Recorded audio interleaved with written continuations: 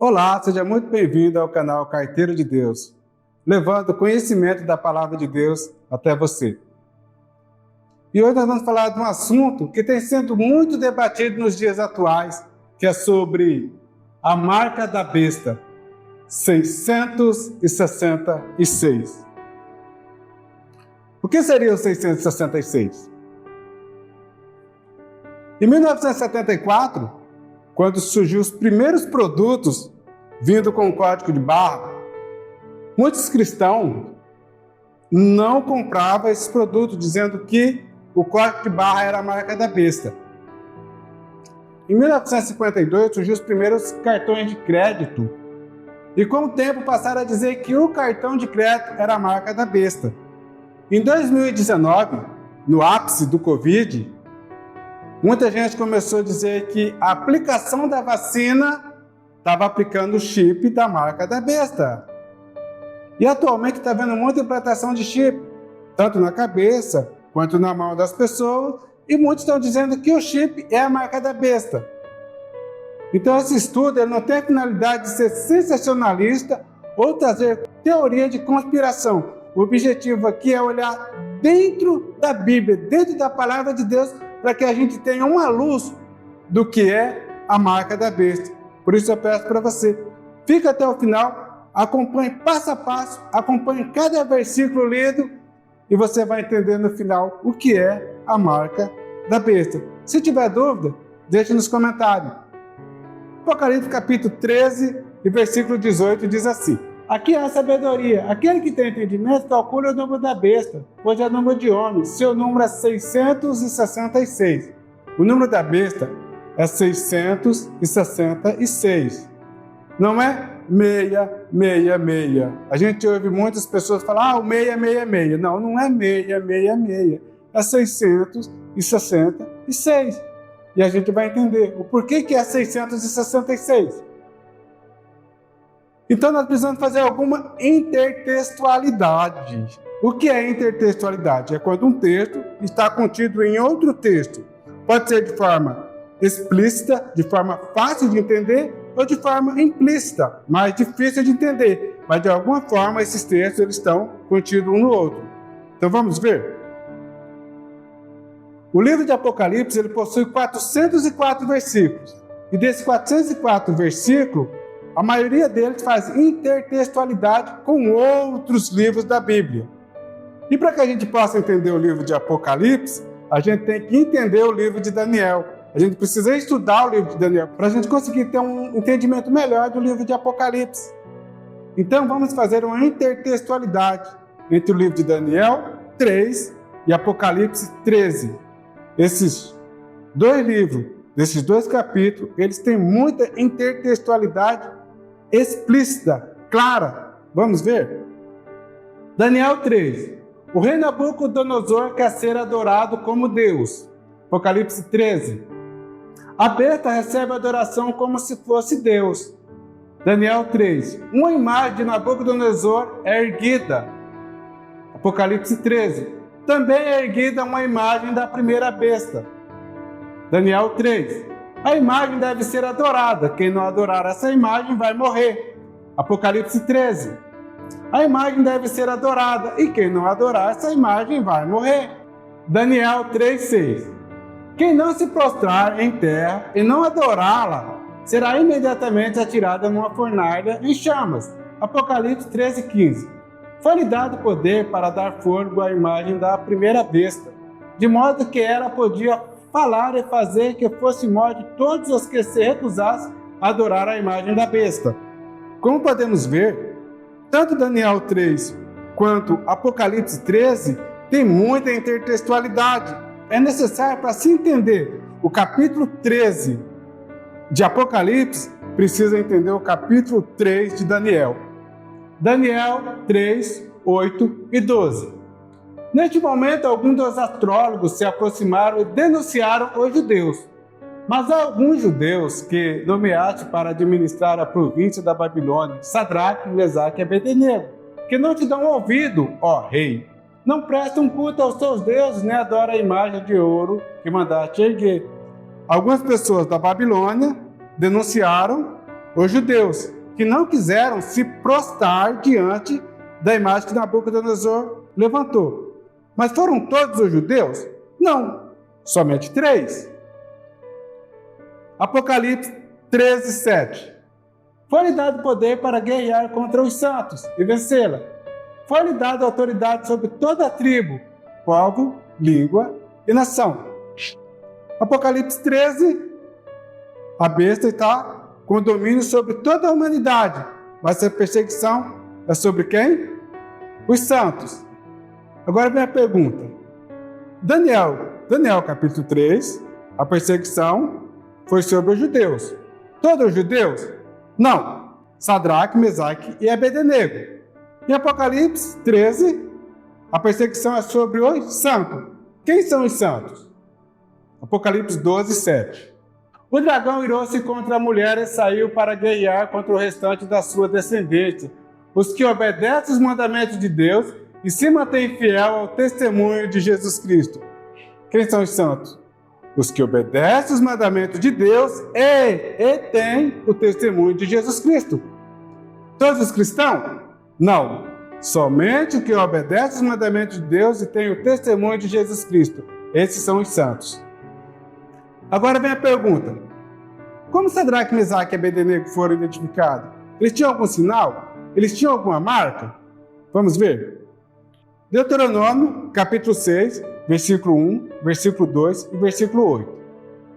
Estes, pois, são os mandamentos, estatutos e juízes que manda o Senhor, o vosso Deus, para se vos ensinar, para que o fizeres na terra em que passais a possuir, para que temas ao Senhor teu Deus e guarde todos os teus estatutos e mandamentos, que eu te ordeno, tu e a teu filho, e o filho de teu filho, todos os dias da tua vida, e que teus dias seja prolongado.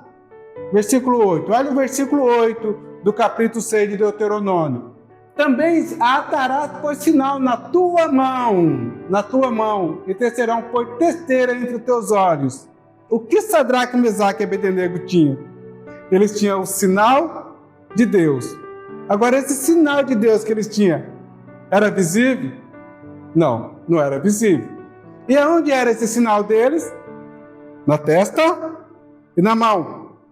Mas eles tinham um sinal, e foi por causa desse sinal que eles foram identificados. Agora, o que significa esse sinal na testa e esse sinal na mão? O sinal na testa significa consciência, adoração. E o sinal na mão significa obediência, submissão. Sadraque, Mesaque e Abednego, eles tinham consciência ao Deus que eles serviam, e eles não se prostraram diante de outro Deus.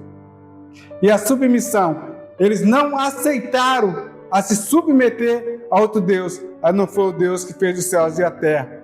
Inclusive, a hora que Sadraque e Mesaque foram postos sob pressão diante de Nabucodonosor, eles disseram assim: olha, se o Deus que nós servimos quiser nos livrar da tua mão, ele nos livrará. Se ele não quiser, a gente perecerá. Mas tenha certeza, diante do seu Deus, a gente não vai se prostrar. Ou seja, Sadraque, Mesaque e Abednego, eles tinham um sinal na testa e na mão, um sinal espiritual de fidelidade e de submissão. O selo de Deus. Olha Efésios 1,13, que interessante. Em quem também vós estáis, depois que ouviste a palavra de Deus, o evangelho da vossa salvação, e tendo nele também crido, foste selado com o Espírito Santo da promessa. Que interessante. O que é o selo de Deus? Ouvir a palavra de Deus e crer. O que é o sinal de Deus? Ouvir a palavra de Deus e obedecer. Então veja que lá no Antigo Testamento, o sinal de Deus era a palavra de Deus. No Novo Testamento já não se chama de sinal de Deus, mas selo de Deus. E quem sela? O Espírito Santo. E para receber o selo de Deus, o que nós precisamos fazer? Ouvir a palavra, crer e obedecer. Então no Novo Testamento, o sinal de Deus, a gente chama de selo de Deus. Efésios capítulo 4, versículo 30. Veja. E não entristeçais o Espírito Santo de Deus, no qual está selado para o dia da redenção. Temos um selo. Quem ouve a palavra de Deus, obedece a palavra de Deus, ele tem um selo de Deus. E para que serve esse selo? Para salvação, para redenção. E veja que isso não é físico, são selos espirituais, são sinais espirituais. Tanto o sinal de Deus é espiritual, como o selo de Deus também é espiritual. Apocalipse, capítulo 7, versículo 2 e 3 diz assim, ó: E vi outro anjo subindo do Oriente, tendo o selo de Deus vivo. Ele bradou em alta voz aos 4 anjos, a quem havia sido dado poder para danificar a terra e o mar. Não danifique nem a terra, nem o mar, nem as árvores, até que selamos na testa dos servos do nosso Deus. Veja que em Apocalipse, capítulo 13, enquanto a besta está marcando, os anjos de Deus estão selando. E o que é o selo de Deus? É a palavra dele. E o que é a marca da besta? A gente ainda vai chegar lá, tá? A marca da besta é físico ou é espiritual? A marca da besta também é adoração e submissão à autoridade da besta. A marca da besta também é espiritual. A pergunta é, de onde veio os 666? Vamos ver? Daniel, capítulo 13, versículo 1 diz assim: O rei Nabucodonosor fez uma estátua de ouro, cuja altura era de 60 côvados, e a sua largura de 6 côvados, e levantou-a no campo de Durom, na província da Babilônia. Então a imagem que Nabucodonosor criou era uma imagem que ela tinha 60 côvados de altura, 6 côvados de largura. Agora a pergunta, será que Nabucodonosor colocou esses valores aí somente por colocar? Não, esses valores têm algum significado. Vamos ver? Numerologia babilônica. Na numerologia babilônica, o número 60 representa Deus maior, um Deus de maior importância. O número 6 representa um Deus menor, um Deus de menor importância. Ou seja, temos um 66, representando a estátua de Nabucodonosor. A estátua de Nabucodonosor representava o menor Deus e o maior Deus da Babilônia. O 600, o número 600 representava todos os deuses da Babilônia.